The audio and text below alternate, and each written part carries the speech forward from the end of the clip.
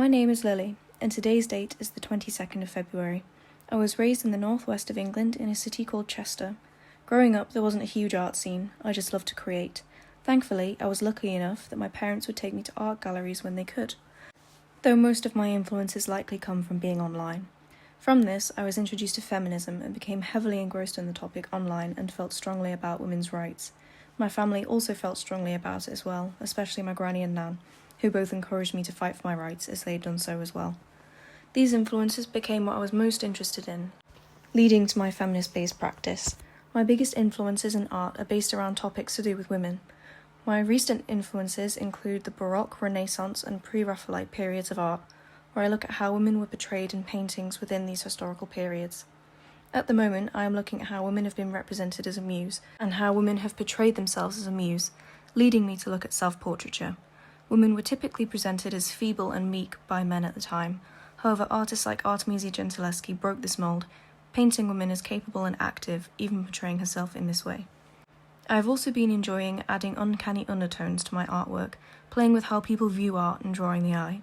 I enjoy making people ponder what they can see, but also what they cannot, often alluding to aspects not seen within the paintings, which I feel elevates the meanings behind my work, subverting the way in which women were typically portrayed, innocent, meek, or desirable, to the opposite, actively diverting the male gaze to elsewhere. The biggest challenge of being an artist, I think, is the uncertainty, having the desire to create and share work with the world, but in reality people may not want to see my work, let alone pay for it. Which then of course leads to problems with money, wanting to be an artist full-time but knowing that it just might not be feasible. Some advice I would give to my younger self is to just keep making. Younger me would never believe I got into an art school and I'm getting a degree in art. I don't think younger me even really comprehended that I could make any money from art. I just assumed you had to be either really famous or dead for work to have value, which of course is not true, but I do think it would be nice for young people to hear that you can actually have a career in art.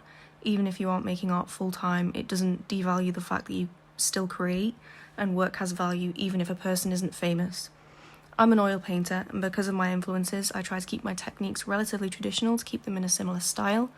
However, I would say I use some unconventional techniques within my work. For example, when making an underpainting, I will use an acrylic paint rather than oil paint to speed up drying time. It also allows me to work faster and be more expressive without thinking too much.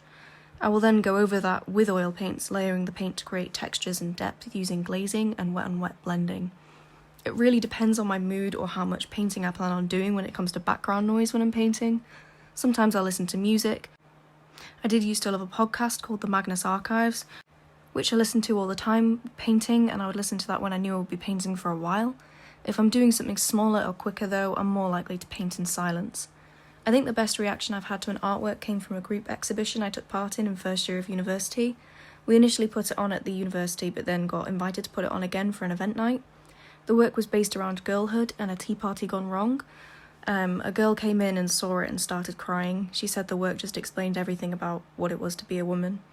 That moment really moved me and stuck with me. I never thought that anything I had a part in creating would evoke emotion like that. I hope people see themselves in my artwork, especially women.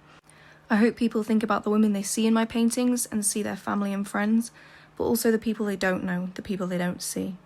I hope people feel seen but also unsettled, and know that this is what you are supposed to be feeling because this is what it is to be a woman. Thank you for your time in listening to what I have to say. I do also have a TikTok and an Etsy, though I don't have anything for sale right now.